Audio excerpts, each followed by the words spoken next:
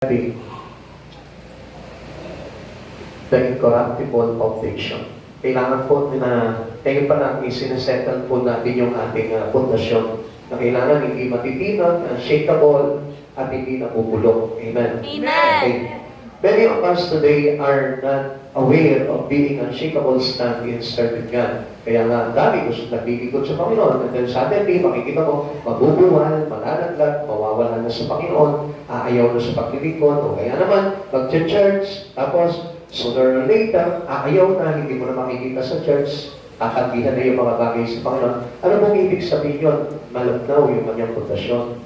Mahalaga na meron po tayong tinatawag na incorruptible foundation, yung matatag, matibay, at hindi nabubuwag na pundasyon. Okay? Most of the Christians have a sorry body in dealing with future. Alam niyo, o minsan, yung pong ating future, yung ating hinaharap pagdating sa Panginoon, kaya po parang tumatablay. Kaya parang ang bilis po na madaanan lamang po, natutumba na po tayo. Kasi nga hindi natin pinapalakas yung ating kristyanong pangangatawan. So, meaning yung ating spirito. Okay, it is important as a Christian that we have incorruptible foundation. Yung hindi matitinag, yung hindi mawawasak, yung hindi mabubulok, yung hindi mauubos, yung hindi mapapabagsak, yun po yung kailangan natin, yung parang unshakable spirit. Kasi pag meron kayong unshakable spirit, ibig sabihin nun, binubuo na sa atin yung pundasyon na hindi mabubulok pagdating ng araw. Okay? What is incorruptible foundation? Ano ba ito? Incorruptible foundation is not subject to decay or dissolution. Ibig sabihin po niyan yung hindi mabubulok. So, yun ang kailangan natin. Ngayon, kung papasinin po natin, paano ba malalaman kung ang pundasyon na inilagay sa aking katawan ay nabubulok o hindi? Kapapansin mo yan, kapag wala ka ng gana sa mga bagay sa Panginoon, ibig sabihin niya, unti-unti na nabubulok na. It is cause for decay. So, kung mapapansin po natin, kung halimbawa, parang urong-sulong ka pagdating sa paglilingkod mo sa Panginoon, ibig sabihin po nun, it is subject to decay. Nabubulok yung iyong foundation. O kaya naman, halimbawa, parang wala kang gana, tinatamad ka, pinaglalamigan ka, ibig sabihin, subject to decay po yun. Ang kailangan po natin, yung hindi po tayo, kumagay parang nalalanta, o parang mga nabubulok, o kaya nasisira, hindi ganun yung espiritu natin. Kailangan laging fresh yung espiritu po natin. Kaya nga, kung papansinin po natin, di ba? Minsan, nasa church ka na, parang hindi fresh eh. Parang binasang isda eh. Kalagayan natin eh. Kaya nga, alam nyo, ako, pag may nakikita po ako dito na inaantok, ginigising ko agad eh. Yan, katulad yan, gisingin mo yung katabi mo. Yan, sabi mo, huwag kayo matutulog kasi imperishable ang tawag po niyan. So, para po tayo mga gulay na lanta, isdang binasa, ganun po yung kalagayan natin. Kayo po ba, kapag bibili kayo ng isda, gusto nyo yung binasa? Hindi po. Ha?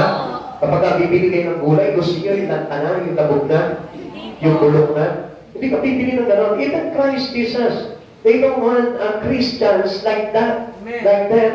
Ayaw po ng Panginoon na ganun pong klase yung ating pagiging Kristiyano. Kailangan tayo po na never to be rotten. Ibig sabihin, it will last forever. Yung ating paglilingkod, yung ating katapatan, yung ating pananampalataya, kailangan po walang hanggan. Amen? We must be foundational of thy words. Kailangan yung salita ng Diyos mismo, yan yung mahalaga. Amen. Wala kang pupuntahan dito sa church na ito, kundi yung salita ng Diyos. Mahalaga yun. Hindi ka pupunta dito dahil gusto mo lang na makibanding, gusto mo lang na para makipag-gather. Alam nyo, ang pinakamahalaga po dyan, yung foundational iron ng words of God. Kasi napakahalaga ng words of God. Kaya kung hindi ka nakikinig, let's say, natutulog ka sa service, hindi mo talaga makukuha yung foundation ng salita ng Diyos. Naintindihan nyo? Amen. Okay, halimbawa, let's say, parang hindi ka focus pagdating sa pag-aaral, ibig sabihin niya, magiging subject to decay yung espiritu mo pagdating ng araw. Ang sabi po dito, no power in heaven and earth is even able to corrupt that God has established. Yung bagay na in-establish ng Lord, kailanman hindi yan masisira. Amen. And what is these things that God established? Yung pong words of God.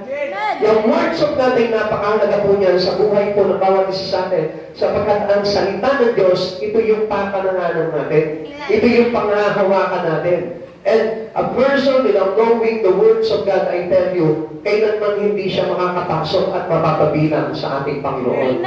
Sapagkat mahalaga po yung words of God because this set a Christian into a great foundation. Ito po yung naglalagay po sa isang Kristiyano para maging matibay. Kaya nga sabi ko nga po sa inyo, yung daily habit ng pagbabasa ng Biblia ay makakatulong yan para lumakas ang Espiritu. Kaya nga, kung mapapansin po namin, bakit ang mga kabataan easily, ang dali po na mawala sa paglilingkod? Because they don't read and study the Bible. Pero kung magpapasa po kayo ng inyong ng salita ng Diyos, I tell you, hindi po kayo matitinan. Na kahit na anong tukso sa inyo sa labas, na kung ano man yung bagay na pangrarahuyo sa inyo, hindi kayo madadaya. Sapagkat mayroon po kayong foundation, na yung foundation na yun ay cannot be corrupted. Hindi kailanman ay talagang masisira o mabubulok. Kaya tandaan natin, napakahalaga ng pagbabasa ng Biblia. Ngayon, kung meron po sa atin po dito na hindi nagbabasa ng Biblia, ugaliin mo na yan. Samantalahin mo makapagbasa ka ng Biblia, hanggang hindi dumarating ang Panginoon, basahin mo na ng basahin, from cover to cover, basahin mo ang Biblia. Dahil pagdating ng Panginoon at hindi ka nakapagbasa ng Biblia, medyo delikado ang kalagayan mo. This is our foundation. Kasi hindi po tayo pwedeng gawing glorified body without knowing the words of God.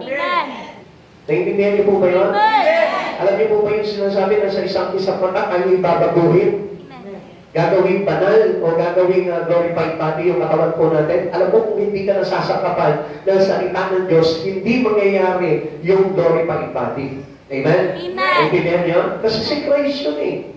Si Christ yun, every time that we read, every time that we study, every time that we listen to the words of God, ang ibig sabihin nun, pinapasok natin sa buhay po natin si Jesus, which is our great foundation in our spirit. No one can corrupt God's given word. Tandaan natin yan. Na kahit loko-loko nila, kahit daya-dayain nila, kahit na i-twist nila yung salita ng Diyos, hindi kailanman mababago at matibilan ang salita ng Diyos. At para sa mga mananampalataya, ito yung sagot para siya'y maligtas. Amen. No one can destroy that God established. Kung ano yung in-establish ng Lord, ang sabi po ng Biblia, ano bang bagay na itinatak ng Diyos, kailan may hindi mabubuhan ng tao.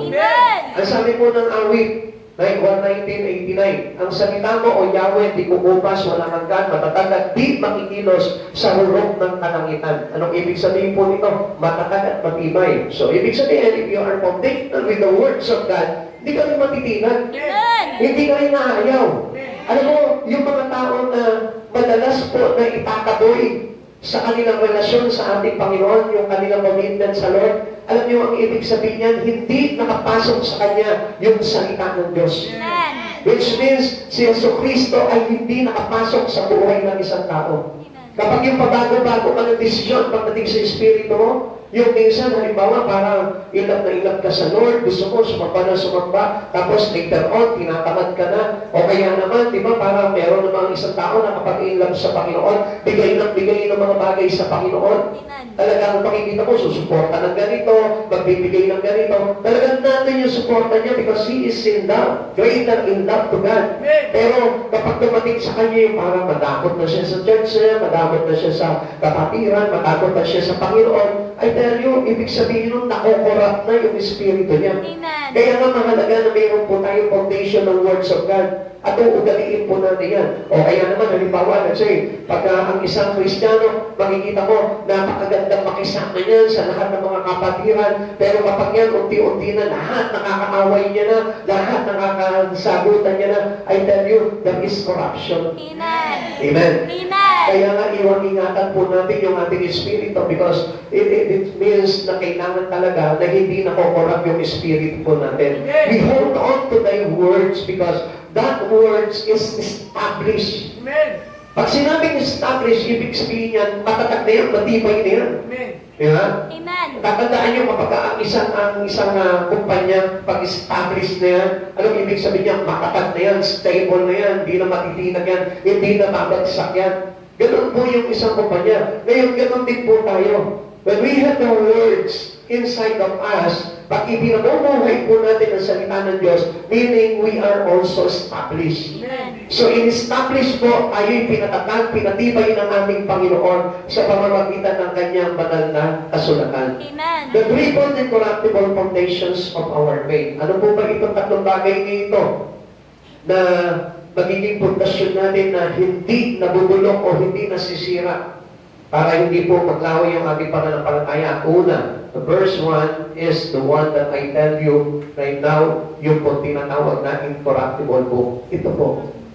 Amen. Itong salita ng Diyos, itong Biblia. Kailangan every one of us has a personal handbook. That is the Bible. Amen. Kailangan lahat tayo. Sino po dito yung may mga Bible? Until now, na kaya ko po lagi pong ginahanap po sa inyo yan na kailangan may Bible po kayo Basahin nyo yung Bible ninyo. At hindi po yan itinatago na o dinidisplay lang. Amen? Amen. The book itself is Christ. Yun po ang kahulugan po ng Biblia. Kaya pag meron kang Biblia at ikaw ay pro-Bible, pro-words, ibig sabihin yan ay isa ka kay Jesus. Amen. Marahil po dito mayroong hindi nagbabasa ng Biblia. But one thing for sure, kung gusto mo na tumatag at tumibay ang iyong pundasyon, pagdating sa ating Panginoong Jesucristo, magbasa ka. Amen. But if you reject the words, I tell you, sooner or later, makikita mo, wala ka na sa Panginoon. Agad ka na agad. Yes, totoo po yan. Sapagat ito ang pinakamahalaga sa bawat buhay ng isang Kristiyano. Hindi mahalaga kung nakakatungtong ka sa church. Although mahalaga talaga na nag-church ka. Pero hindi magiging ganap ang kahalagahan doon without the words. Tutugtog ka sa church kung wala naman yung words, wala. Even into our prayer. Yung prayer natin, it cannot have power kung hindi tayo mananalangin sa pamamagitan ng salita ng Diyos. Amen. Prayer with the words of God is powerful. Amen. Kaya nga kung hindi ka marunong manalangin, halimbawa, hindi mo alam kung anong sasabihin mo, speak the words. Amen. Pagsalita ka, for God so loved the world, He gave His only begotten Son, so ever believing in Him shall not be perished. It is prayer. Amen. Kung hindi ka marunong manalangin, magbasa ka ng Biblia, it is the highest form of prayer. Alam niyo po ba yun? Kaya nga si David na isulat niya po yung aklat po ng Salmo. Alam niyo kung bakit? Marami pong sumulat ng aklat ng Salmo. Alam niyo kung bakit? Because this is how their prayer to God. Hindi yung kanilang panalangin. It is a powerful form of prayer. Amen. Hindi lang yan basta, Lord, tulungan mo naman ako sa mga bagay na ginagawa ko. Tulungan mo naman ako sa pananalapi. Tulungan mo ako sa mga problema ko.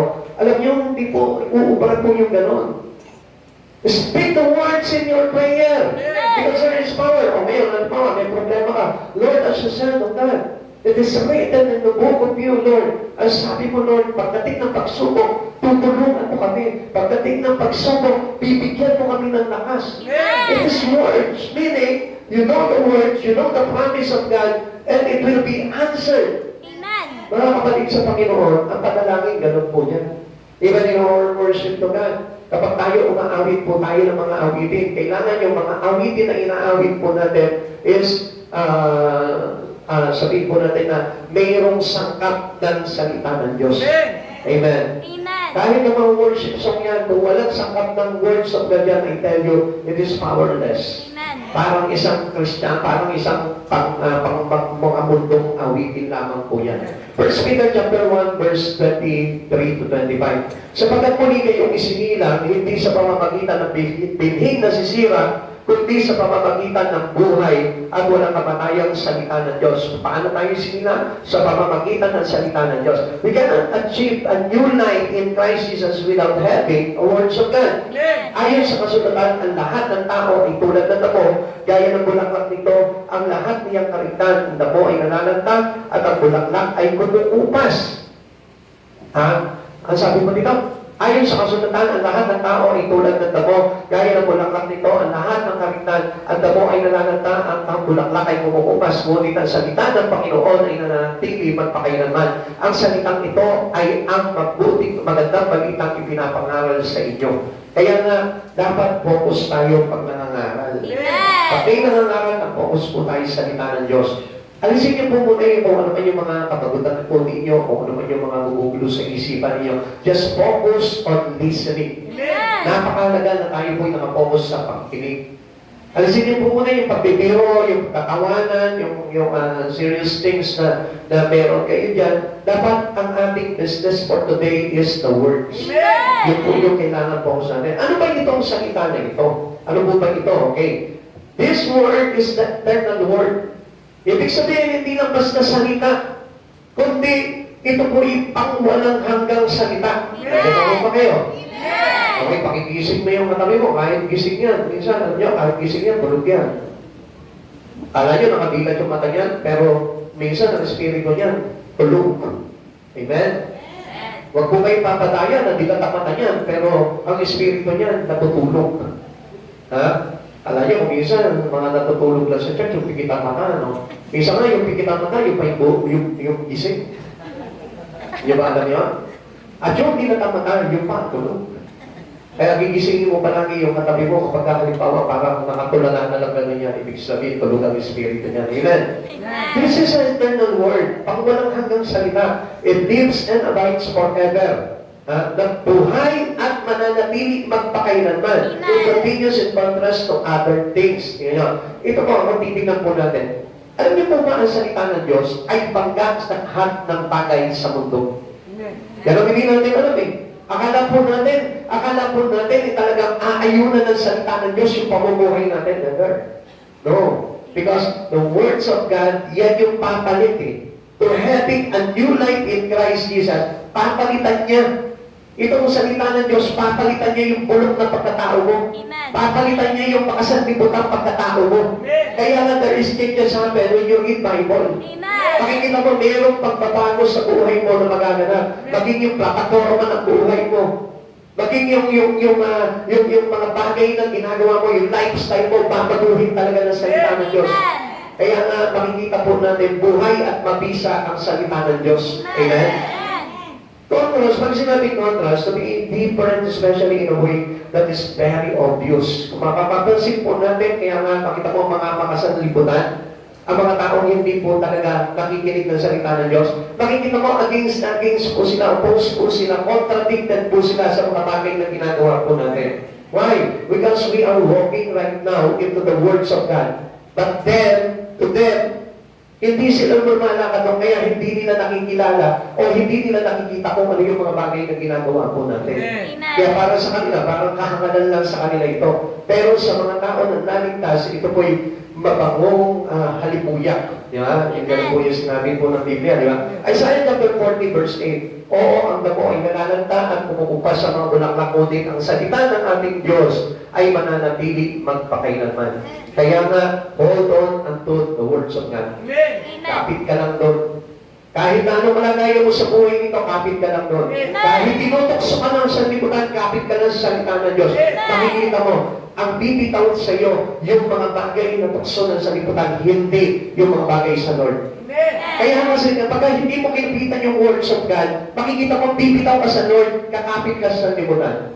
Kaya ang bilis po ng tao na mahumaling po sa mga bagay sa sanlibutan, alam niyo kung bakit? Wala yung foundation ng words eh. Amen. Para sa kanila, katawa-tawa lang ang salita ng Diyos. Pero ano sabi po dito? Mananatili magpakailanman. Amen. So alam niyo po ba kung bakit ang words of God, it will abide and it will live forever? Alam niyo kung bakit? Kasi si Jesus mismo to eh. The words of God is God. Amen. Jesus is the Word of God. Kaya hindi po natin pwedeng lokohin, dayain, o parang pasinungalingan ng salita ng Diyos sapagkat ito po si Jesus. Kaya nga kapag kinapitan mo ang words of God, parang kinapitan mo si Jesus, pati ikaw, kasama ka niya sa walang hanggan. Amen. Kaya nga kung ikaw mismo, hindi ka magbabasa ng Biblia, paano ka makakarating sa buhay na walang hanggan? Never. Amen? Amen. Kaya nga kung mayroong mahalagang books ka na babasahin, hindi yung Wattpad, hindi yung diary of life, hindi yung mga love na book, hindi yung mga bagay na yun, kundi yung salita ng Diyos. Amen. Imagine that, ang sisipag ng mga kabataan magbasa ng Wattpad eh.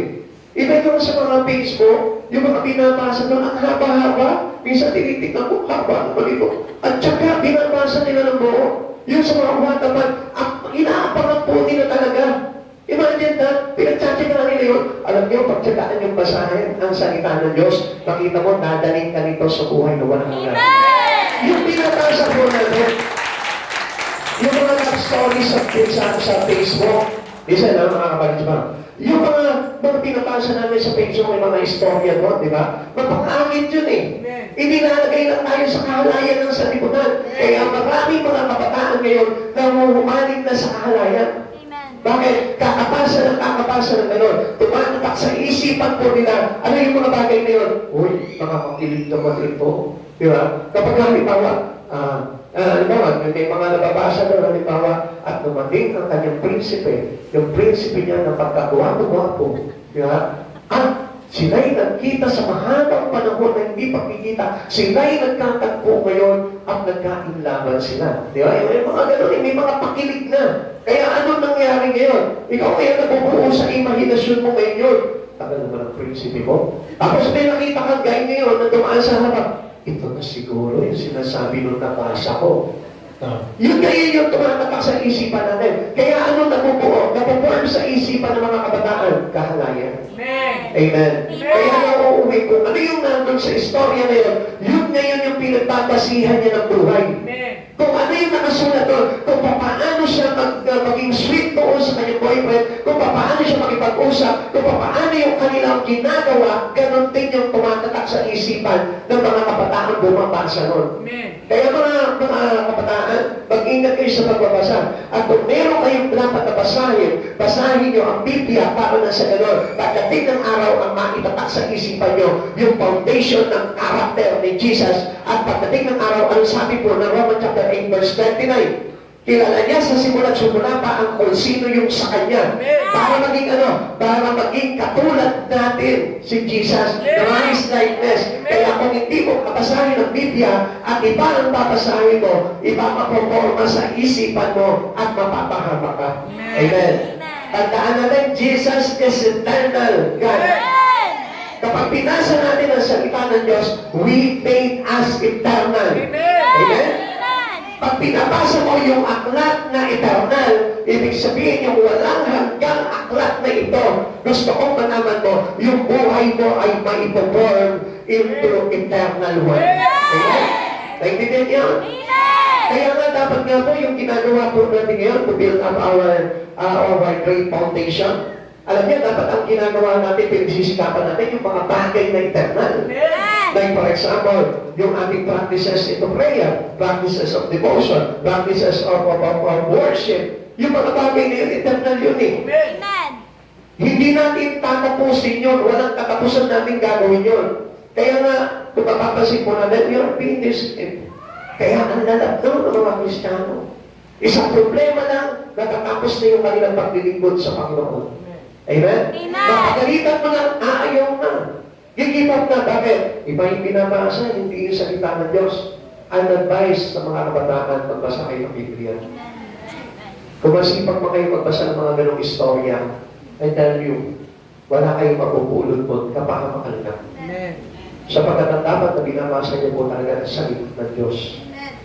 At yung salita ng Diyos, sigurado ko sa inyo, maglalagay sa inyo sa buhay na walang hanggan. Kaya sabi nga po dito, oo, at amoy nalalata at bumubupa sa mga bulaklak, ngunit ang salita ng ating Diyos ay mananatili magpakailanman. Ikinarga mo yan bilang pundasyon ng buhay mo. Ang buhay mo ngayon ay magiging eternal. Amen. Ikalawa, ano ba itong words na to? The source of the gospel. Ito po yung pinanggalingan ng mabuting balita. Okay. This words is the source of the gospel. The gospel is based on the eternal word, and it's all the more sure because of its sure foundation. Sigurado tayo. Ibig sabihin, pag ito yung sinangkap mo sa buhay mo, sigurado po tayo na magkakaroon tayo ng tinatawag na eternal life. Amen. Ano sabi pa po dito? This is the gospel that is preached unto us. Ito yung mabuting salita, mabuting balita na ipinapahayag po sa atin. Kaya tayo inabot ng kapahayagan ng mabuting balita. Alam niyo kung bakit? Kasi gusto tayong gawin ng Lord na eternal. Ang ibig sabihin ng Diyos, ayaw niya na mabulong ka dito sa pagdating na araw. Sapagkat ang gusto niya, tayong mga nilikha ay mapabilang niya doon sa buhay na walang hanggan. Amen. 1 Peter chapter 1 verse 25, ngunit ang salita ng Panginoon ay nananatili magpakailanman. Ang salitang ito ay ang magandang balitang ipinapangaral sa inyo. Kaya nangangaral sa atin ang salita, pinapangaral sa atin ang salita ng Diyos. Kasi gusto ng Diyos na ito magkaroon ka ng buhay na walang hanggan. Amen. Pwede mo ba pakisabi sa katabi mo, gusto mo ba ng buhay na walang hanggan? Gusto mo ba ng buhay na walang hanggan? Magbasa ka, makinig ka ng salita ng Diyos. Magbasa ka at makinig ka ng O, di ba salita ng madali lang? Diyos. Madali lang? Pag sinabing gospel, meaning yung kaligtasan natin yan eh. Amen. Kaya nga, kung hindi ka magbabasa ng salita ng Diyos o makikinig ng salita ng Diyos, paano na ikaw ay magkakaroon ng buhay na walang hanggan? Let's say, hindi ka na nag-church, paano ka magkakaroon ng buhay na walang hanggan? Amen? Amen. Basta hindi magbabasa ko ng Bible. I tell you, hindi eh. Yung nasa church ka na nga, isa, mga kapatid sa Panginoon, yung nag-church ka na nga, involved ka na, may ministry ka na, tinatamad ka pang magbasa, yung pa kayang independent ka na hindi ka na nag-church. Sige nga, patunayan nyo nga po sa akin yun. Ako na nga na pastor, tinaabot pa ng kataparan minsan sa pagbabasa. Paano pa kaya yung hindi nag-church? Sige nga, Amen. make a proof. Nasabihin nyo na mas masipag sila magbasa ng salita ng Diyos. Mas masipag sila na makinig ng salita ng Diyos. Mas masipag sila na magsabuhay ng salita ng Diyos. If they aren't involved into the ministry of God. Amen. Come on, people of God. Don't be foolish. Minsan kasi kinatayaan na lang natin yung sarili natin. Kahit na mawala ako sa pag-church ko, basta magpapasa pa rin ako ng Bible, makikinig pa rin ako ng salita ng Diyos, hindi mo na magagawa yun. Kasi remember, active ka sa church, active ka sa pagsisimba, pero hindi ka nagbabasa ng salita ng Diyos. Alam mo ba? Amen. O hindi na kayo makatama, ano? Hindi na kayo maka-amen, ano? Pero yun ang totoo. O, sige, tatanungin ko ngayon. Sino dito yung araw-araw nagbabasa ng Biblia? Oh, tignan nyo. Di ba? Wala tayo sa kalahating paano. Imagine? Di ba? Eh, paano kapag hindi ka na nag-church?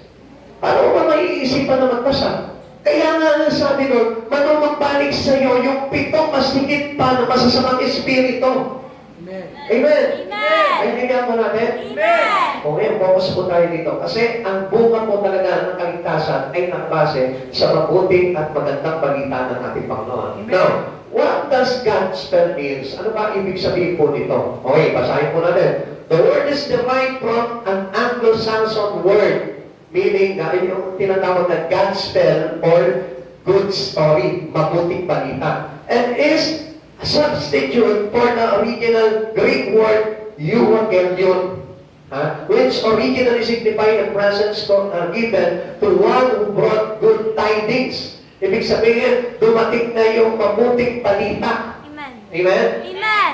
Amen? Amen. Or sacrifice offered thanksgiving for such good tidings having come, sabi po dito, now, in later Greek usage, it was employed for a good tidings themselves, and that is exactly what God is offering us with the gospel. Kaya nga ikinapahid sa atin yung mabuting balita, which is a good news, about what He did for us through Jesus Christ. Kaya ikinapahid yun dahil yun ang kaligtasan natin. Amen. Now, if we neglect or if we reject the words of God, how can a person have this salvation?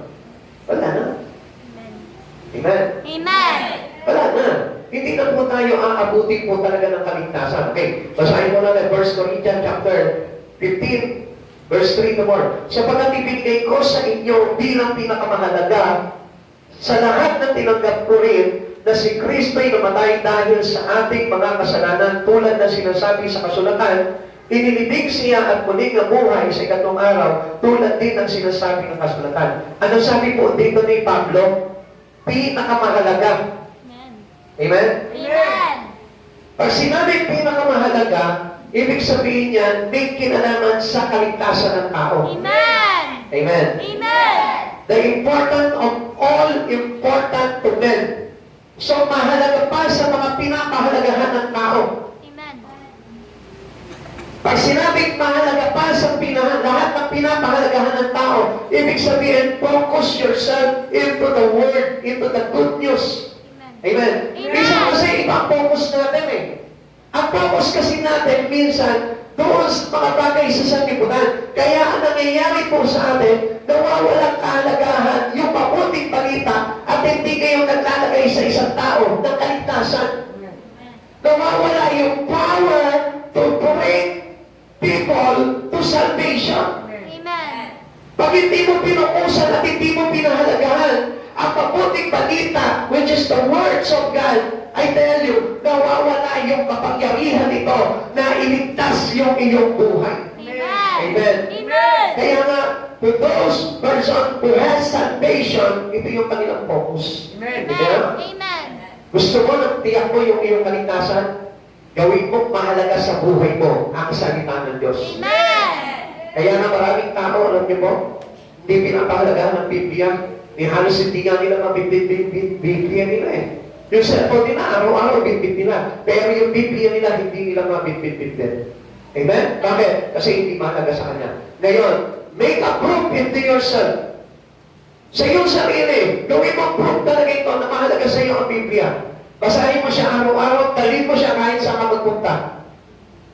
Ang cellphone na, parang halos hindi ka naman mabuhay kung wala yung cellphone eh. Amen? Pagkagising mo pala ng umaga, titingin ka agad sa cellphone ko. Amen? Amen. Ibig sabihin na mahalaga sa iyo yung cellphone ko. Pero, kung gagawin mo yung ginagawa ko sa cellphone ko, sa Biblia, I tell you, magiging mahalaga sa iyo ang Biblia. Amen. Make it a habit na dalhin mo palagi ang Biblia mo. Basahin mo kahit nasaan ka. Amen. Amen. Amen. Kung hindi mo pa na-experience yung bagay na yun, I tell you, gawin mo yun. Ugaliin mo na dalhin ang Biblia mo kahit saan lugar. Kahit saan ka pupunta, kahit magpalengke ka, kahit kung saan lupalig ka papunta, dalhin mo ang Biblia mo, basahin mo kung may pagkakataon ka palagi. Amen. Amen. Dumating ako sa punto po ng gano'n na halos na-addict po talaga ako sa pagbabasa ng Biblia. Araw, tanghali, umaga, tanghali, hapon, gabi, habing gabi, madaling araw, nagbabasa po talaga ako ng Biblia. Doon ko po sinamantala po talaga na basahin talaga yung Biblia. Nandun yung sipag ko dahil alam ko, darating yung pagkakataon na manlalabig ka talaga sa pagbabasa. Pero sa inyo mga kapatid sa Panginoon, kung hindi mo pa nagagawa yung sipag na yun, gamitin mo na, gawin mo na. Amen. Dahil mahalaga ang pagbabasa ng Biblia, dahil ito yung maglalayo sa atin sa kapahamakan. Amen. Amen. Amen. Ikalawa, the incorruptible blood. Ito yung isang napakahalagang bagay para tayo magkaroon ng incorruptible foundation. Una yung incorruptible book, which is the words of God. Ngayon, yung tinatawag na incorruptible blood, which is the blood of Jesus, the precious blood of Jesus. Amen. 1 Peter chapter 1, verse 18. Alam niyo kung ano ang ipinatubos sa inyo sa walang kabuluhang pamumuhay na ayon na inyong pinana sa inyong mga magulang, tinubos kayo hindi sa pamamagitan ng mga bagay na nasisira tulad ng ginto o pilak. So kung papansinin po natin, hindi ganun ang pinatubos sa atin. Kundi ang pinatubos natin to redeem us is by the blood of the Lamb. Amen. Yung dugo ng kordero. Kaya nga yung dugo ng kordero na yun, yun yung nag-aalis ng kasalanan ng lahat ng tao. Amen. And without that precious blood of Jesus, hindi maaalis, hindi malilinis yung kasalanan po natin. Amen. Kaya mahalaga po itong dugo ng Diyos na ito. Sapagkat itong dugo na ito, this is a rare blood. It is not an ordinary blood. It is not the blood of an animal. It is not the blood of an ordinary people. It is the rare blood. Pag sinabing rare blood, dugo ng Diyos. Amen. Amen. Amen. Amen. Kaya nga, tinubos tayo, sabi ko, tinubos tayo sa malaking halaga. Amen. Amen? Amen. Kahit na halimbawa, ako patayin, at ialay ko sa inyo ang aking dugo, hindi pa rin ito magiging sapat doon sa ibinigay na dugo na ibinuo sa atin para sa kaligtasan natin. Bakit? Because I am an ordinary sinner man, at hindi katulad nitong rare blood na ito na pinanggalingan nito, walang iba kundi si Jesus. Naintindihan niyo? Kaya nga maraming iba, halos wala pong kapi-kapi agad pagdating sa pagsamba sa Panginoon eh. Kasi hindi nila naiintindihan talaga ang kahalagahan ng Diyos sa kanilang buhay. Kaya nga, alam niyo po, sa kanila, tinatawan-tawanan lang nila, binabaliwala lang nila, they neglect, they ignored. Alam niyo kung bakit? Kasi na hindi nila alam yung halaga, the value of this land. Kaya nga kung alam mo kung gaano kahalaga itong Jesus na ito sa bawat isa sa atin, ay telo, igagalang ko ng todo ang Diyos. Palagay ko, kapag ka nasa church ka, palagay ko, formal na ka pagdating sa harapan ng Panginoon. Amen? Amen. Kaya nga mapapasin po natin, okay, huwag po kayo magagalit ha. Minsan nga, nakakakita ko dito sa church na ito. Minsan sumasamba, makikita mo na ganyan. Ha? Minsan ganyan pa. Ha? Iba-iba yung minsan. There's no respect. We cannot honor God on that situation. Sa ganang kalagayan, hindi natin mag-respeto ang Panginoon. Minsan na nakakasumay kami. Diba? Minsan, naka-shirt pa na maikli. O kaya naman, tawag ito, yung miniskirt. Minsan pa, uupo sa harapan. Patay ang bata. Pati ang pastor, nasasalinan ng ibang dugo. Mga kapatid sa Panginoon, gusto ko po na malaman po ninyo, dapat maayos tayo sa pag-harap sa Panginoon because we must know that Jesus is not an ordinary thing. It is not an ordinary person. He is God. Amen. Kaya nga, hindi nga po pwede na halimbawa, latak na lang yung iyong pagsamba sa Panginoon eh. Kapatid, nakikinig po ba kayo? Amen. Pakinggan niyo mabuti po ito kasi yun po yung kailangan natin eh. Yun yung wala na. Yun yung nawala na sa Kristiyano. Nawala na sa mga tao na nananampalataya sa Panginoon. Nawala na yung kanilang respeto, yung kanilang pagpipitagan sa ating Panginoon. Nawala na yun eh. Basta, church na lang ako, kahit ano na yung tsura. Di ba? Kahit yung lipstick, nakalat na dito. Tapos, umuulas na yung height. Di ba? Ano yung tama? Maskara. Di ba? Eh, kahit hindi ka naman maskara, parang ka na may maskara eh. Di na kailangan eh. Di ba? Kailangan formal tayo. Kailangan maayos. Oo, i-display lang naman, midweek service na nga, kailangan pa rin maayos. Amen? Amen. O sorry doon sa mga hindi talaga nagpe-prepare pagdating sa ano. At least, matutunan nyo itong bagay nito para sa inyo din po yan. If you honoring the precious blood of Jesus, if you know the value of the precious blood of Jesus, I tell you, ikaw mismo niya, re-respeto mo na todo ang gawain ng Diyos. Amen? Amen. Hindi yung parang tataplay-taplay ka pag nasa gawain. Kulang na lang, isang ihip na lang ng katabi mo siya. Hello? Totoo naman po ito, hindi po ako nagbibiro po sa inyo. Kasi napakahalaga po talaga yan. Amen? Amen. Okay. Ano po ba itong incorruptible blood na ito? Itong incorruptible blood, the rejected redemption's price. Ito yung ni-reject. Na hindi tinanggap ng tao. Hindi nila alam na napakahalaga nitong dugo na ito, pero ni-reject nila. Kaya kung mapapansin po natin, pasok ako, hindi ko naman nire-reject eh. Eh bakit maraming tao na hindi nagkaroon ng kaligtasan? Why? Kung hindi nila re-reject talaga itong dugo ni Jesus na ito. Ikaw mismo, bakit hindi ka parang solid sa iyong pagkilala sa Panginoon? Bakit parang may doubt ka? O why you are here today pero hindi ka naman solid dito sa church na ito? O, come on. Sabihin niyo sa akin, if the blood of Jesus will be rejected to you.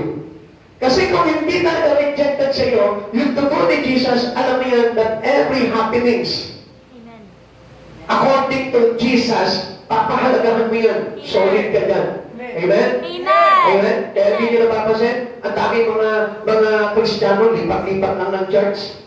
Bakit? Kasi they don't know the value of this real blood of Jesus.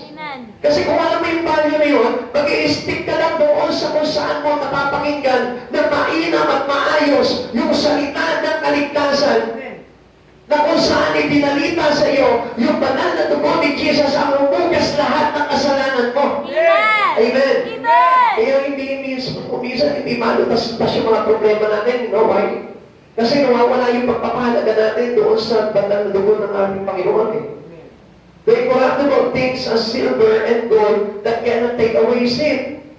Kaya nga ito yung sinasabi ko po sa inyo madalas, na kapag pupunta ka sa church, make it sure na hindi motibo ang pagpunta mo sa church, kundi because of this rare thing. Amen. It is the blood of Jesus. Minsan pupunta lang tayo dahil nandun lang yung mga barkada mo, pero pag wala na yung barkada mo, alis ka na rin. Hindi nyo napansin yun? Kaya nga, ang ating pagsamba sa Panginoon, this make us how we reverent God into us. Amen. Kung paano natin talagang itaas, purihin, pamangalan. Ganun po yung dapat na pagdating natin sa Panginoon eh. At hindi po natin maintindihan na akala natin gusto ko lang makinig ng salita natin, okay na yun. Hindi po gano'n. Amen? Naintindihan po natin. Amen. Huwag po papaniwalain ang gawain. Even yung ating pagiging late, alam niyo po, sign po yun ng hindi nahugasan ng banal na dugo ng Panginoon. Yung ating pagiging pawala-wala pagdating sa pagsamba natin sa Panginoon, ang ibig sabihin nun, hindi tayo nahugasan Amen. ng banal na dugo ng ating Panginoon. Because if we are already cleansed by the precious blood of Jesus, makikita mo niya, magiging maayos ang kalagayan mo sa harapan ng Panginoon. Pero kapag pag hindi ayos ang kalagayan mo sa harapan ng Panginoon, at halimbawa na siya, hindi mo parang nire-respeto ang gawain ng Panginoon, ay tayo, hindi ka nahugasan ng banal na dugo ng Panginoon. Amen. Doon parang makikita ko kung nilinis na yung kasalanan mo eh. Nandun na yung respeto mo sa gawain ng Diyos. Nandun na yung respeto mo sa sarili mo. Nandun na yung respeto mo sa pakikinig ng salita ng Diyos. Amen. Balit sa Panginoon, alam nyo, kahit na po ikagaling yan, kasama nyo ng loob. Gusto ko po na malaman po ninyo, dapat we honor the service. Amen. We honor this matter. Amen. Ino-honor natin yan. Amen? Amen. Hindi yung parang wala tayong gana, tinatamad tayo, mag-apply tayo dahil kahit marami kang problema. O kaya naman, kahit busy ka, huwag kang papanig. Amen. Amen. Make sure na aabutin ka pa rin ng pagbubukas ng pintuan. Amen. Amen. Mga kapatid sa Panginoon, alam niyo po ba yung sinasabi po ng kwento ng 10 dalaga? Alam niyo po ba nangyari po doon? Kaya sila napagsaraan? Kasi they are unprepared. Amen. And what is this oil? The oil is the anointing. Amen? Amen. Naubusan sila ng langis, wala silang reserva ng langis. And this oil is anointing. Amen. And don't you know that the blood of Jesus is anointed? Amen? Amen. So pag sinabing anointed blood of Jesus, ang ibig sabihin, pag inugasan ka niyan, yung anointing ng Lord nasa iyo rin. Amen. Kaya nga, if you don't honor God in your life, I tell you, ibig sabihin mo, hindi ka nahugasan totally. Amen.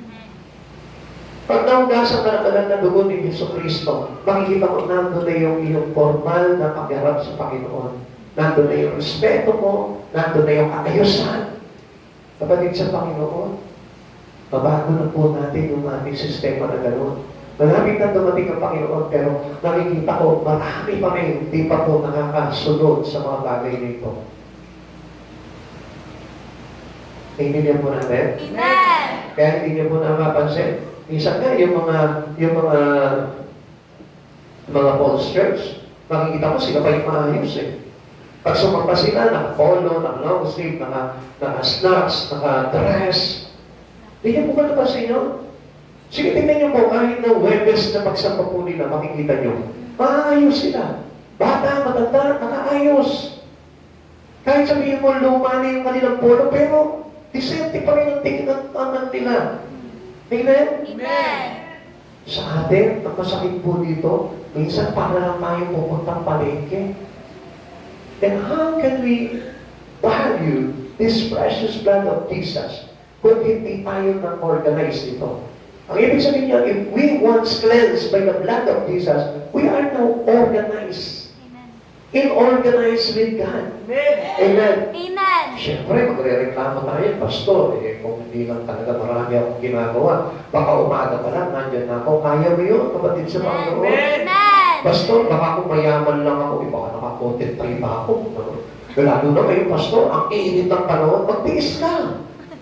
Amen. Sabi po ng Biblia, sino ang makapagtiis sa Kanya? Kung sa pagdalamit lang, hindi tayo makapagtiis ang gusto natin, presko palagi yung suot natin. Kaya nga ginagawa natin ang paraan po yan, nag-i-aircon po tayo eh. Amen. Amen? Amen. Kung magpapaiklian po tayo ng suot po dito, papatayin ko na yung aircon, buksan na lang natin yan, doon presko na yung suot ninyo.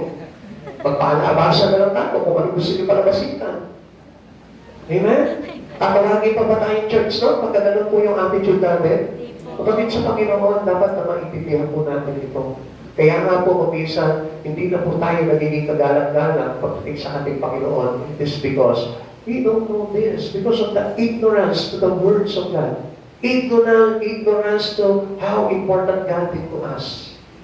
Nakalimutan natin yun eh. Kung mahalaga sa iyo ang Panginoon, ipe-prepare mo, paghahandaan mo ang Diyos bago ka sumamba. Amen. Amen. Sabi po ng awit 49:6-8, ang taong maghahambog sa yaman ay nananalig, dahilan sa yaman nila'y tumaas ang pag-iisip. Listen, hindi kaya ng sino man ang sarili ay matubos. Hindi kayang mabayaran, tubusin sa kamay ng Diyos. Ang bayad sa kanyang buhay ay halagang sakdang taas. Gaano man ang halagang hawak, diya'y hindi sapat.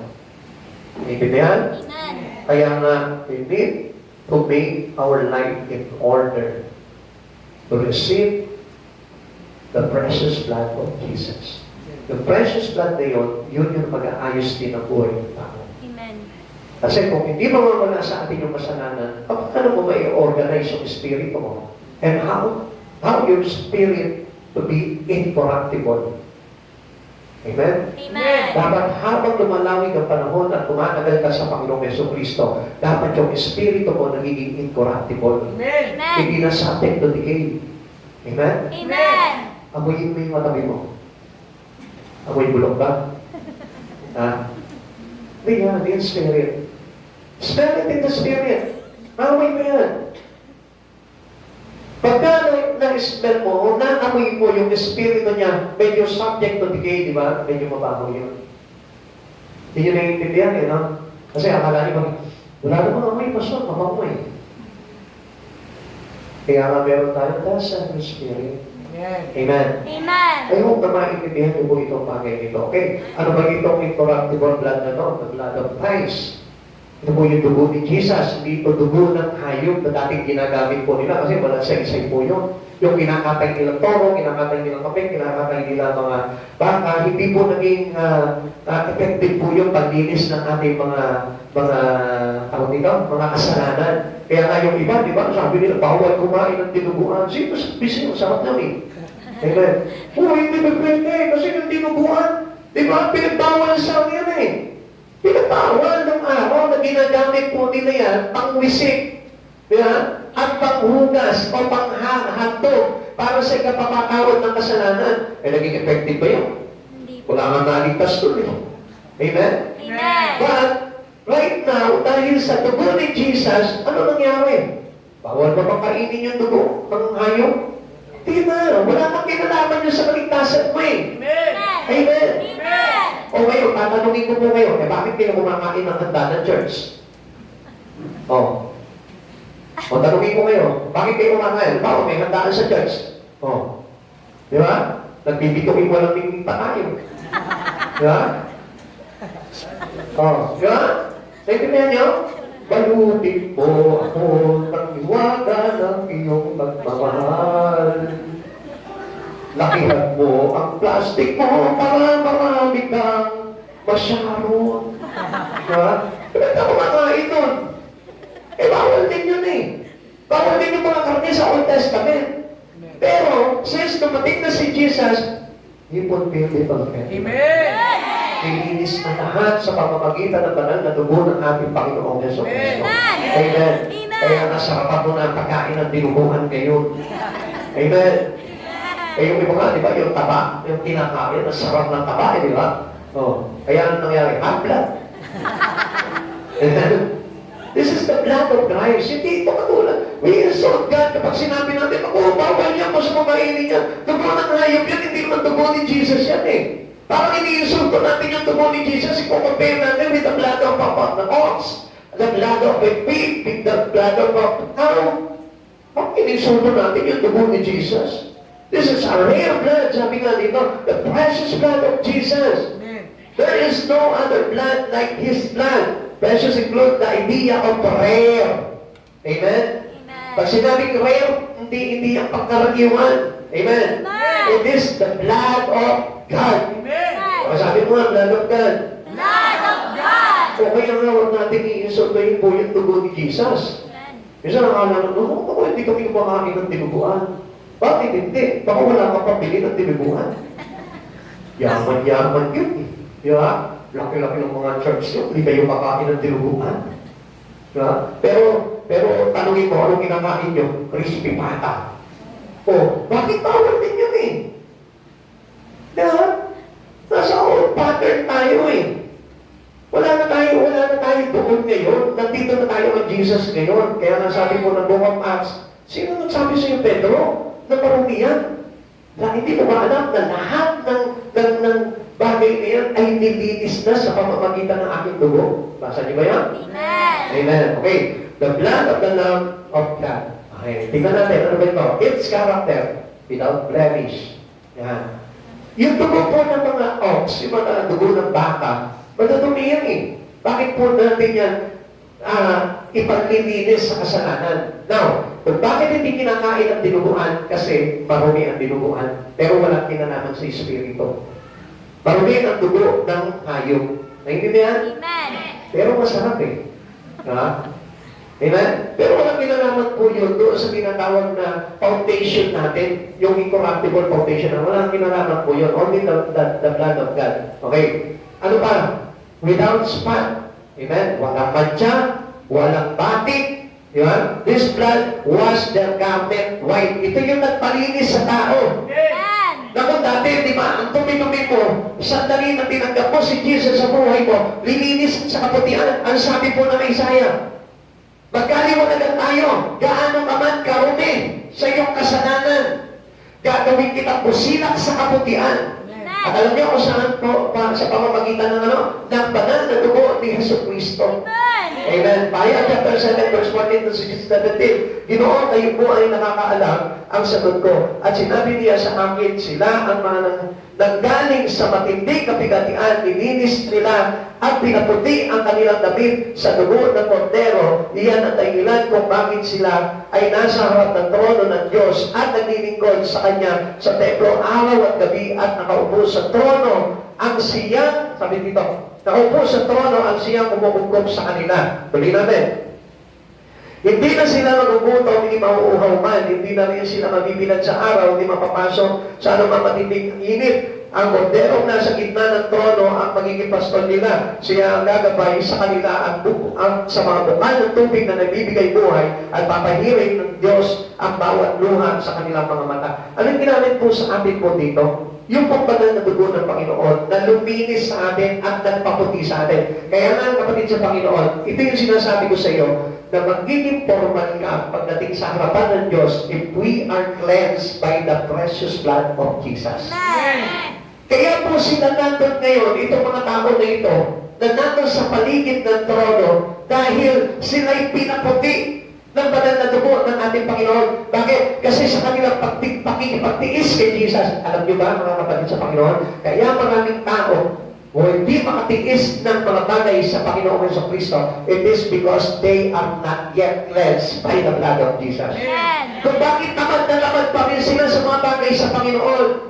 Because there is no blood. Amen. Amen. Wala kasi yung banal na dugo eh. Kaya hindi nire-respeto ang gawain because there is not yet cleansed by the blood of Jesus. Naintindihan nyo? Amen. Kaya nga wala tayo kasipag-sipag, tinatamad tayo sa mga bagay bagay sa Panginoon, but still, alam niyo kung anong dahilan? The reason is because of the sin. Amen. Nandun pa rin. Kaya hindi makapaglingkod sa Panginoon because of sin. Kaya hindi makapanatili sa church because of sin. Kaya hindi makagawa sa Panginoon because of sin. And not yet cleansed by the blood of Jesus. Pero kapag nahugasan ka na ng banal na dugo ni Jesus, aayos na ang kalagayan mo kay Kristo.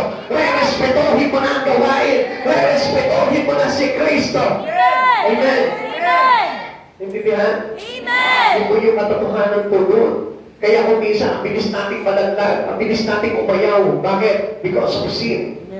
So meaning, kapag nananatili pa yung kasalanan sa katawan mo, hindi ka talaga makakapaglingkod sa Panginoon, hindi mo talaga iibigin ang paglingkuran at manatili at makipagtiis sa Panginoon para pagdating ng araw kasama ka na ipaparangalan ng Diyos. Amen. Sana maintindihan po natin ito. Alam niyo, huwag niyong gagamitin ng kaisipan na kung saan kaisipan ng mga mayayaman.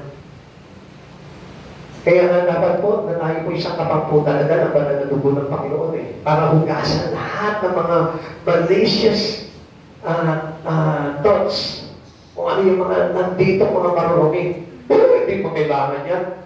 Kapatid sa Panginoon, matuto ka muna ng tamang totoong salita ng ating Panginoon. Totoong aral mula sa Panginoon para na sa gano'n. Malaman mo kung ano ang katotohanan nito. Amen. Minsan, pinagkakawanan nila ang Panginoon, nakala nila hindi sila aabutan sa mga bagay na yun. Kaya nga, we do give respect to Him, to God. Kapatid, kahit na sabihin mo, tingnan nyo ha, kapatid sa Panginoon, listen to this.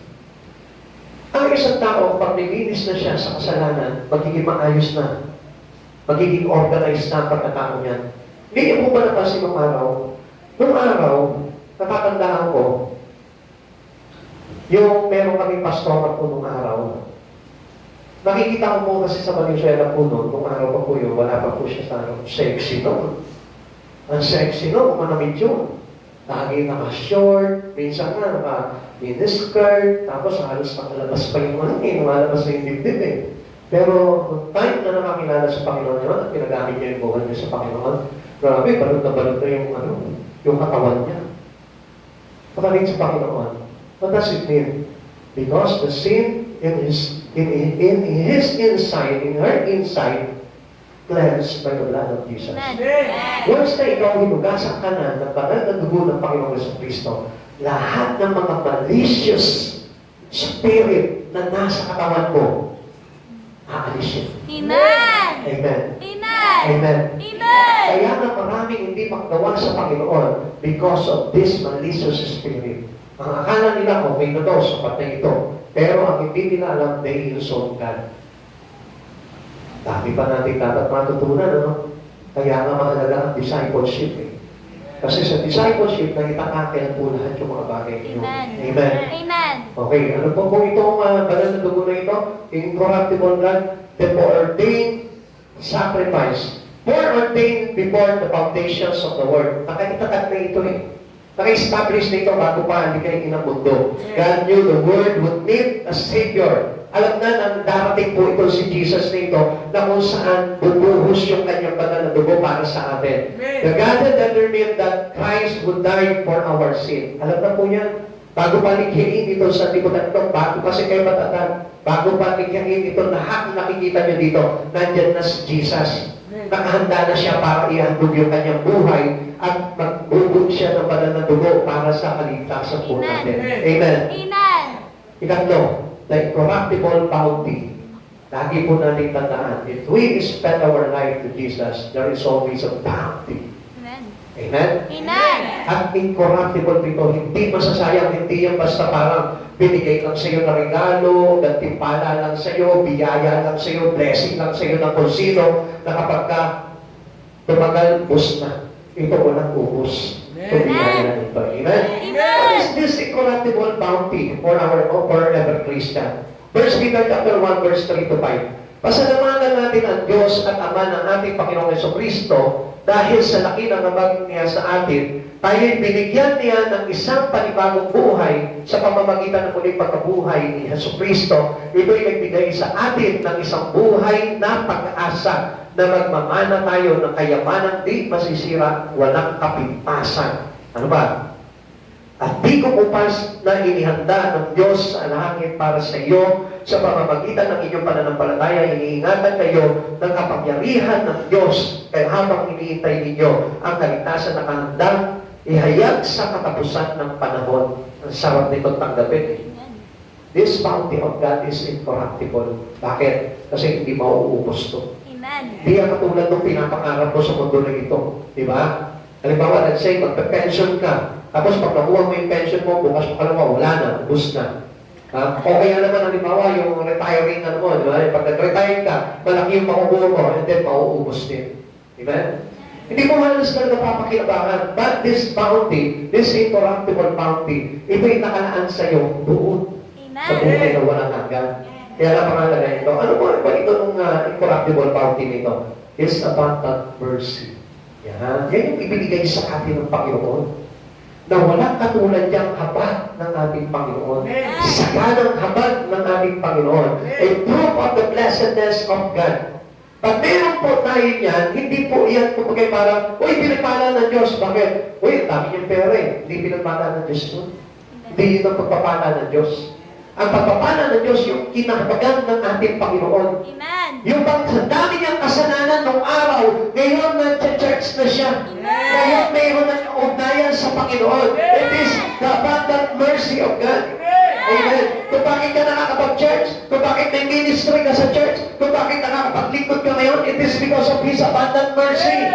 Amen. Hindi yan tayo sa gusto ko eh. Hindi yan tayo sa pagaling ako eh, talentado ko eh.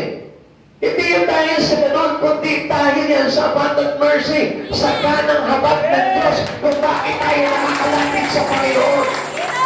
It is the proof of being blessed. Amen.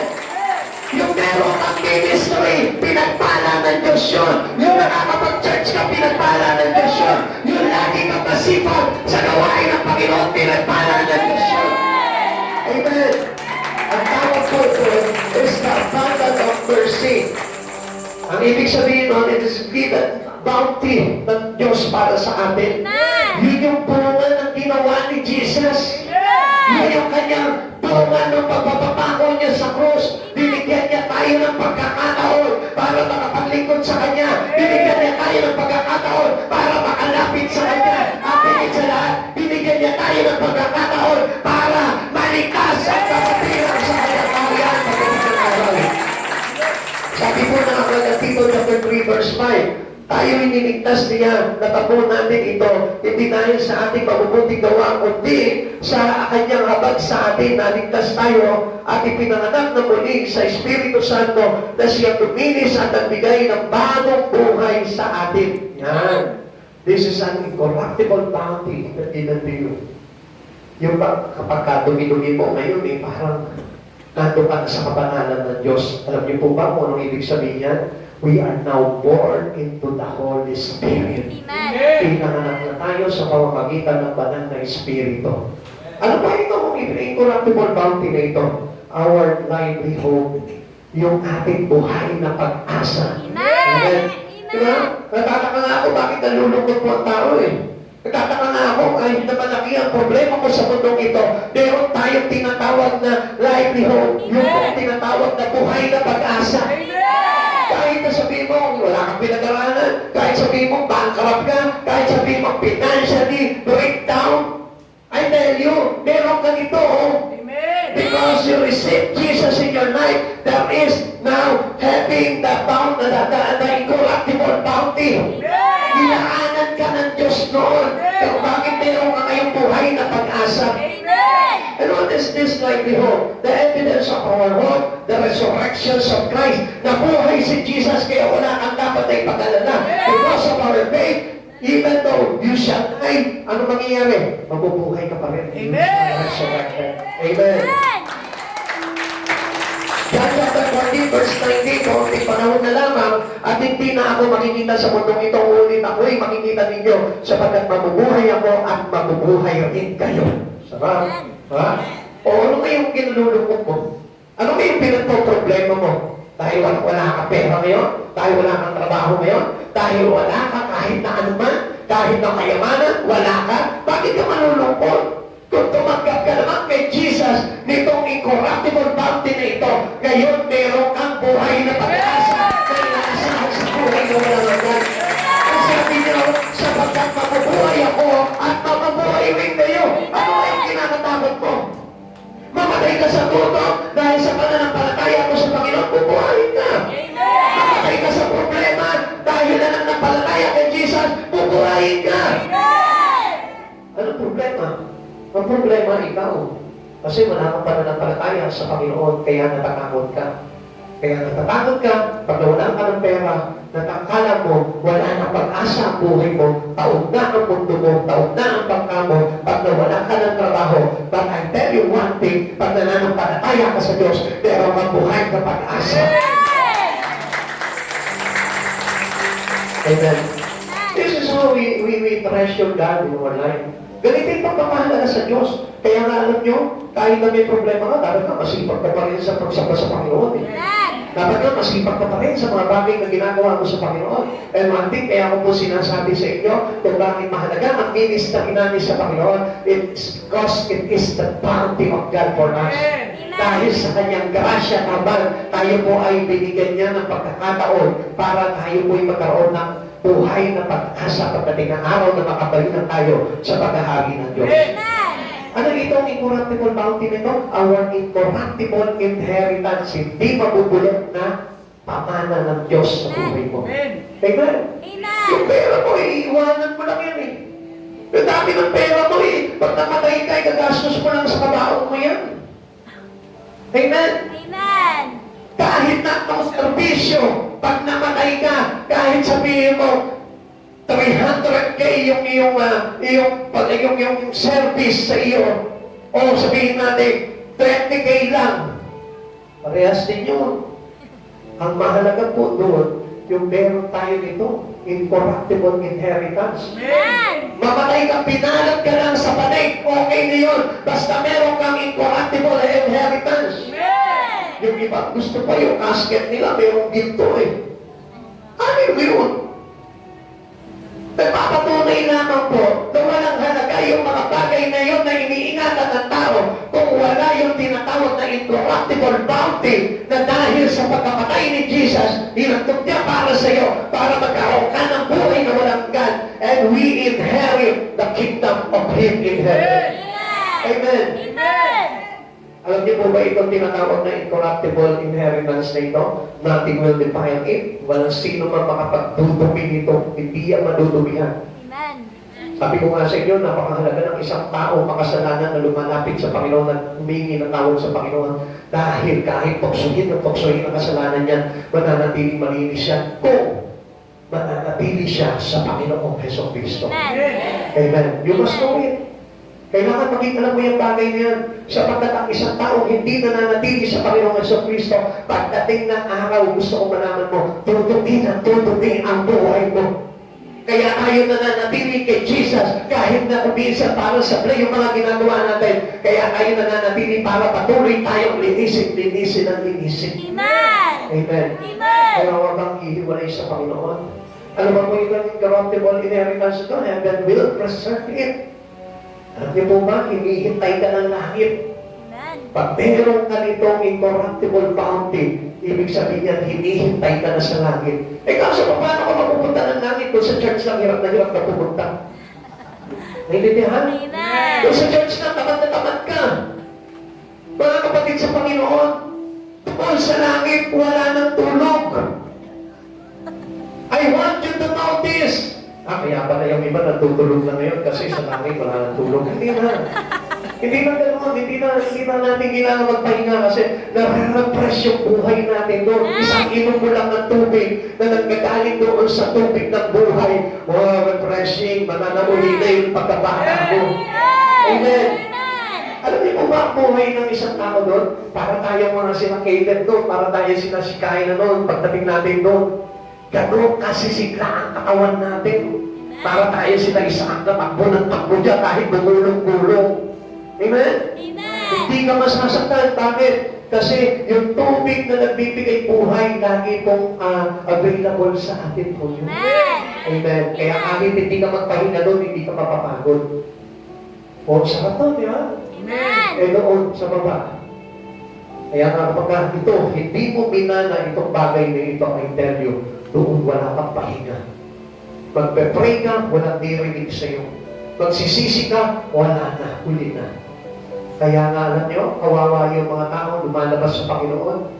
Ulitin ko po sa inyo, kawawa ang sasapitan ng mga tao lumalabas sa Panginoon. Alam nyo kung bakit? Bukod sa sinabi po ng Biblia sa aklat ng Deuteronomy, kaya ako na-share po sa Bible po yun, yung pinag-aaralan ko po kasi ito, nadaanan ko po yun, na ang sino mang umihikayat sa isang tao palabas kay Yahweh ay paparusahan, babatuhin hanggang sa mamatay.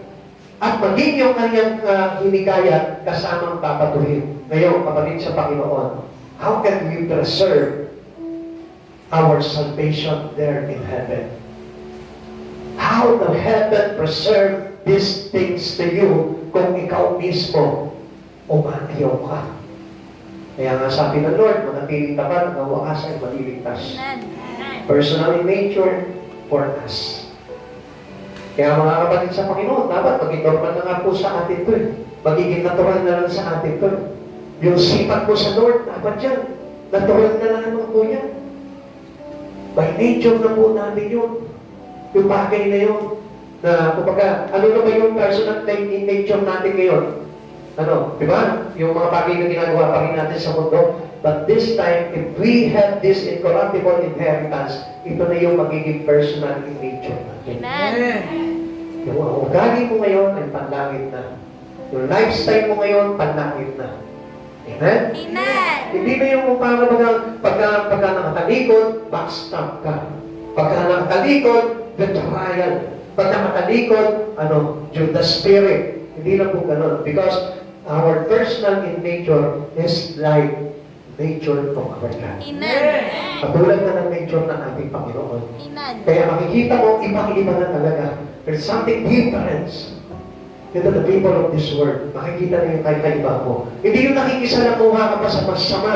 Hindi yung nakikisalamuha ka pa doon sa mga mahahalay. Hindi na yung nakikisalamuha ka pa doon sa mga tao na walang ginawa kundi hamagin, insultuhin at pagtawanan ang Diyos na dakila. Kapatid sa Panginoon, make your mind in the things above. Kailangan maging laman ng ating isipan yung mga bagay na panglangit na. Kaya nga, gusto ko naman matutunan ng church na ito. Igalang mo ang iyong pagsamba. Unang-una, the way you look, the way you act, the way you speak, the way you accept the words of God. Kailangan ko niya. Sa oras po ng pagsamba, dapat lagi tayong prepared. Lagi tayong nasa ayos. Pinaglalaanan natin ang panahon. Hindi natin sinasagasaan. Hindi natin binabaliwala. Kundi lagi tayong may pagpapahalaga sa mga bagay sa Panginoon. Because this is how we have the incorruptible foundation. Pag nagawa natin yung mga bagay ngayon, makikita mo, magiging matatag na ang pundasyon mo at hindi ka na basta-basta na inuuwan ng mundo ito. Tayo muna na yung sigaw.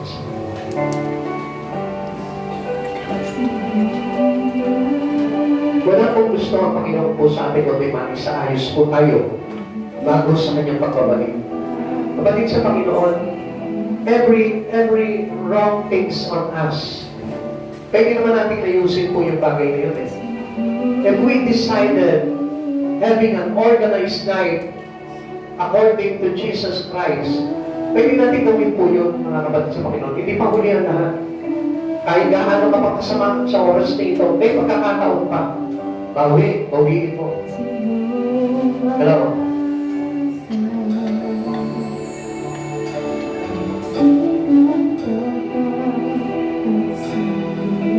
Make your Christian life serious. Seryosoy mo na. Hindi ka ba natatakot? Na baka bigla dumating sa oras nito ang Panginoon habang ikaw ay nagtatawa lang, habang ikaw ay walang gana.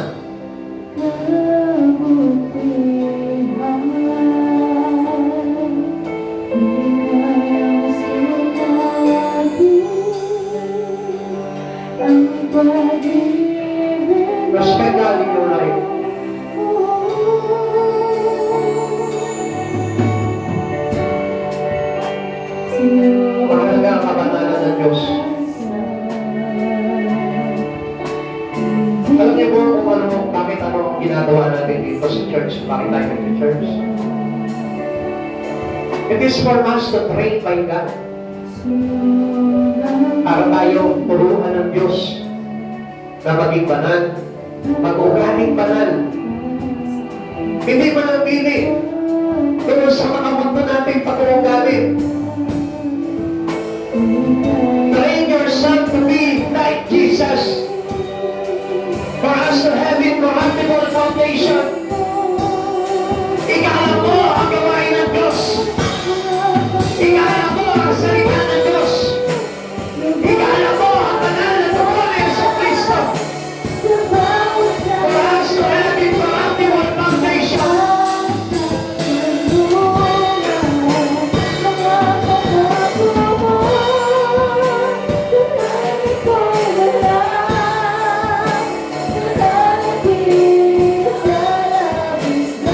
Come on, worship the Lord. Huwag mo sayangin yung mga pagkakataon na tinuturuan ka ng Panginoon. Sapagkat pagdating ng araw, kahit hanapin mo ang Diyos, hindi mo na makikita. Tandaan natin, habang tayo ay kinakatagpo pa ng Panginoon, turuan mo yung sarili mo na matuto sa Kanya. Talikuran mo ang mga masamang gawain. Talikuran mo ang mga kasalanan. Talikuran mo ang pagmamalaki sa Panginoong Diyos na ito. Talikuran mo ang pag-insulto sa Diyos. Turuan mo ang sarili mo na dumana, kumispeto, at magbigay pitagan sa ating Diyos na banal. Kapatid sa Panginoon, habang may panahon pa, tumakad ka sa katwiran ng Diyos. Para lang sa ganun, pagdating ng araw, hindi mo pagsisihan ang mga bagay nito. Salamat sa Panginoon. Glory to Christ Jesus. Ang aming kailangan ng sa'yo pala. Ako dapat umasa. Wala nang iba. Wala nang iba pa. Dahil ikaw pala. Ang aming kailangan. Mahalaga kung ano ang nararamdaman mo sa oras na ito. Kung ano yung nararamdaman mo sa Panginoon sa oras na ito. This is how we lead our spirit to Jesus. Kung ano yung nararamdaman mo sa oras na ito. Ang aking kailangan ay sa'yo pala. Ako dapat umasa. Wala nang iba. Wala nang iba pa.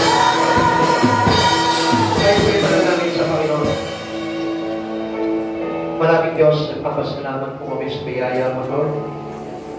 Dalangin po namin, O God, na maunawaan po namin, Panginoon, kung paano gumala, kumispeto sa iyong gawain, O God. Sa ganun, hindi kami makahamak, Panginoon Jesus. Panginoon, maraming salamat po sa banal mong salita na iyong ibinabahagi, Panginoon, upang maging matibay na pundasyon po namin, O God, at hindi masisira magpakailanman. Panginoon, maraming salamat po sa pagsama mo po sa amin sa lugar na ito, Lord. Kaya mo, Panginoon, na every time, Panginoon, na magawain kami, Panginoon, Lord, wala na pong maganap na paggamit ng demonyo sa bawat tao, Panginoon, na namin buhay. Kaya mo, Panginoon, ang paggamit mo sa aming buhay, na siya pong malaya, Panginoon, na paggalaw sa buhay ng bawat isang God. Panginoon, baluti mo po kami ng iyong banal na dugo, Lord. Katayaan mo, Panginoon, na palayasin po namin, O God, bago kami mag-iwalay-walay, Lord. Pinapalayas ko anuman demonyo sa katawan ng tao na ito. In the name of Jesus. Sa pangalan ni Jesus, maging bata o matatama sa lugar na ito. Hindi magagamit ni Satan. In the name of Jesus. Sa pangalan ni Jesus. In the name of Jesus. Hallelujah. Panginoon, maraming salamat po, Lord. At again mo, Panginoon, sa oras nito, Panginoon, Pasalamatan ka namin ng buong puri, Panginoon, buong karangalan, Panginoon. Sa pangalan mo, Panginoong Jesus, sa iyo po namin ang lahat ng ito, Panginoon. Iniaalay, inihandog sapagkat ikaw ang Diyos, Panginoon, na may akda ng lahat ng magagandang bagay, banal na bagay para sa amin, O Lord, na naghihintay sa amin, Panginoon, sa buhay na walang hanggan. Maraming salamat po, Panginoong Jesus, sa iyo po ang dakilang kapurihan in Jesus' name. Amen. God bless you all. Pag-big reminder naman po, mga kapatid sa Panginoon, lalo na sa mga bata, galang po natin yung gawain